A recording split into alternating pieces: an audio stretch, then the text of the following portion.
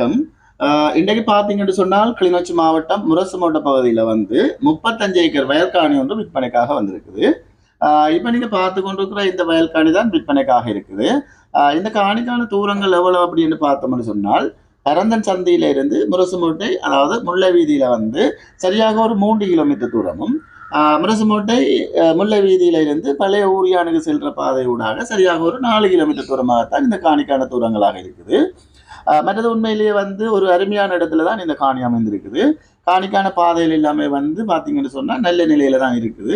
காணி வந்து ஒரு வீதி ஓரமாக இருக்குது. போக்குவரத்துக்கு எந்த பிரச்சனையும் இல்லை. இந்த மாதிரியான இடங்கள்ல வந்து தொகையான காணிகள் கிடைக்கிறது என்பது மிக கஷ்டம்னு தான் சொல்ல முடியும்.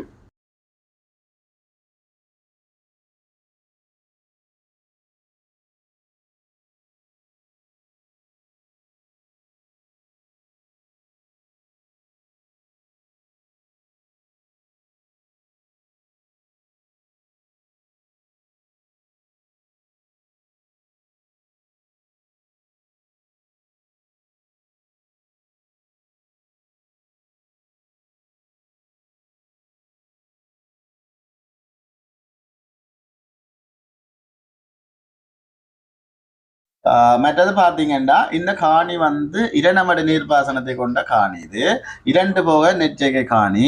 இந்த காணி வந்து போகத்துக்கு ஒரு ஏக்கருக்கு 30 தொடக்கம் 35 பேக் வரை நெல் அறுவடை செய்யக்கூடிய காணி என சொல்லப்படுகிறது. நல்ல பொறுமதியான காணியும் இடமுமாக இருக்குது.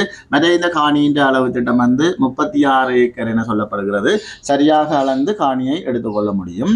மற்றது காணியினுடைய நிர்ணயிக்கப்பட்ட விலை வந்து ஒரு ஏக்கர் 17 லட்சம் என கூறப்படுகிறது.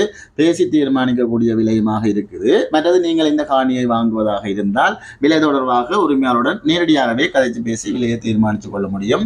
உங்களுக்கு இந்த காணி பிடிச்சிருந்தா ஸ்கிரீன்ல தெரியும் நம்பருக்கு அழைப்பு ஏற்படுத்துங்கள். காணி தொடர்பான அனைத்து விடயத்தையும் முழுமையாக பெற்றுக்கொள்ள முடியும். மற்றது இதுபோல உங்களுடைய காணிகள் வீடுகள் விற்பனை செய்ய வேண்டுமானாலும் காணியினுடைய மதிப்பீட்டுக்கு அமைய குறித்த காலத்துக்குள்ள தரமான சேவையினை எம்மால் வழங்க முடியும். மற்றது மறக்காமல் சப்ஸ்கிரைப் செய்து வச்சுக் கொள்ளுங்க. மற்றது வெண்ணிலம் ஃபேஸ்புக் மற்றும் டிக்டாக் பக்கத்தையும் ஃபாலோ பண்ணுங்க. ஓகே, நன்றி வணக்கம் உறவுகளே. இதுபோல மீண்டும் ஒரு காணொலியை சந்திப்போம். நன்றி, வணக்கம்.